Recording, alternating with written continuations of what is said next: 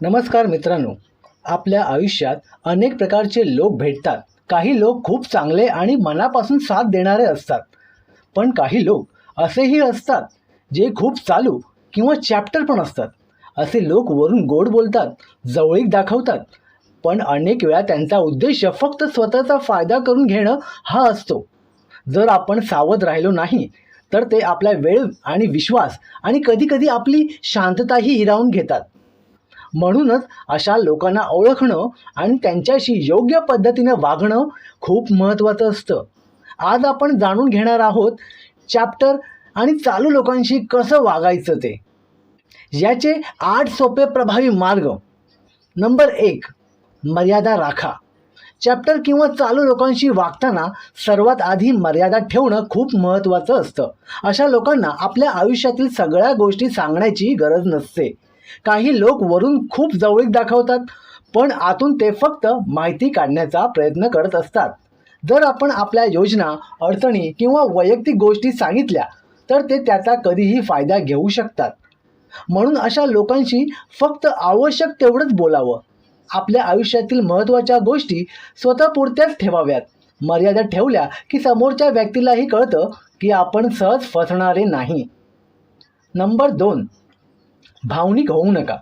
चालू लोकांची एक सवय असते, ते लोकांच्या भावनांशी खेळतात. कधी कधी ते खूप गोड बोलतात, कधी आपल्याला अपराधी वाटायला लावतात, तर कधी राग आणण्याचा प्रयत्न करतात. अशा वेळी अनेक लोक भावनिक होऊन लगेच निर्णय घेतात आणि नंतर पश्चाताप करतात. त्यामुळे अशा लोकांशी वागताना शांत राहणं खूप महत्त्वाचं आहे. त्यांच्या बोलण्यावर लगेच विश्वास ठेवू नका. आधी विचार करा, परिस्थिती समजून घ्या आणि मग निर्णय घ्या. जर आपण भावनिकपणे गुंतलो तर ते आपल्याला सहजपणे वापरू शकतात. नंबर 3, स्पष्ट आणि मोजकं बोला. चॅप्टर लोकांशी बोलताना जास्त बोलणं टाळणं चांगलं असतं, कारण ते आपल्या शब्दांचा वेगळा अर्थ काढून त्याचा फायदा घेऊ शकतात. त्यामुळे अशा लोकांशी बोलताना मुद्द्याचं आणि स्पष्ट बोलावं. अनावश्यक स्पष्टीकरण देऊ नका. जितकं साधं आणि सरळ बोलाल तितकं गैरसमज होण्याची शक्यता कमी असते. स्पष्ट बोलणं म्हणजे उद्धटपणा नाही, तर तो आत्मविश्वासाचं लक्षण आहे. जेव्हा आपण ठाम आणि मोजक्या शब्दात बोलतो तेव्हा समोरच्याला कळतं की आपल्याला फसवणं सोपं नाही. नंबर 4, महत्त्वाच्या गोष्टीचे पुरावे ठेवा. जर पैशाचा, कामाचा किंवा कोणत्याही महत्त्वाच्या गोष्टींचा व्यवहार असेल तर पुरावे ठेवणं खूप गरजेचं आहे. कारण काही चॅप्टर लोक आधी काहीतरी बोलतात आणि नंतर पूर्णपणे नाकारतात. त्यामुळे शक्य असेल तेव्हा व्यवहार लिखित स्वरूपात ठेवा.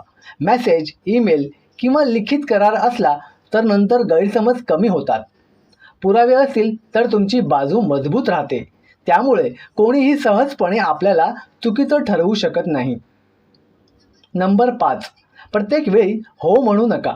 काही लोकांना सगळ्यांना खुश ठेवण्याची सवय असते, पण चालू लोक या चांगुलपणाचा फायदा घेतात. जर तुम्ही प्रत्येक गोष्टीला हो म्हणत राहिलात तर समोरचा माणूस सतत तुमच्यावर काम टाकत राहतो.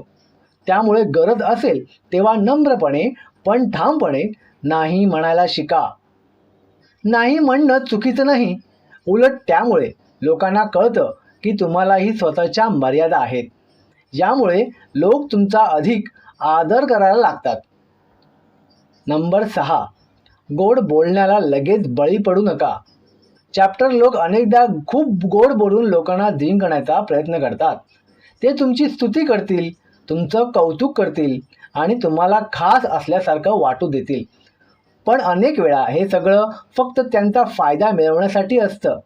त्यामुळे कोणीतरी खूप गोड बोलत असेल तर लगेच विश्वास ठेवू नका.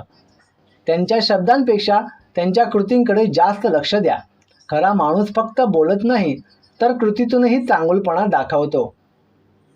नंबर 7, आत्मविश्वास ठेवा. चालू लोक सहसा अशा लोकांना लक्ष्य करतात जे घाबरलेले किंवा कमकुवत दिसतात. त्यामुळे स्वतःवरती विश्वास ठेवणं खूप महत्त्वाचं आहे. जेव्हा तुम्ही आत्मविश्वासाने बोलता आणि तुमच्या मतावर ठाम राहता तेव्हा समोरच्याला कळतं की तुम्हाला सहजपणे फसवणं शक्य नाही. आत्मविश्वास हा तुमचा सर्वात मोठा बचाव असतो. त्यामुळे कोणत्याही परिस्थितीत शांत राहा आणि स्वतःचा आदर कायम ठेवा. नंबर 8, गरज पडली तर अंतर ठेवा. कधीकधी काही लोकांपासून दूर राहणं हा सर्वोत्तम उपाय असतो.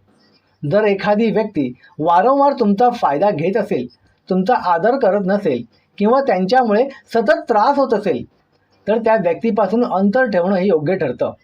प्रत्येक नातं टिकवणं गरजेचं नसतं. आपल्या मनशांतीसाठी काही लोकांपासून दूर राहणंही तितकंच महत्त्वाचं आहे. अंतर ठेवलं की मन शांत राहतं आणि आयुष्यात सकारात्मक लोकांसाठी जागा तयार होते.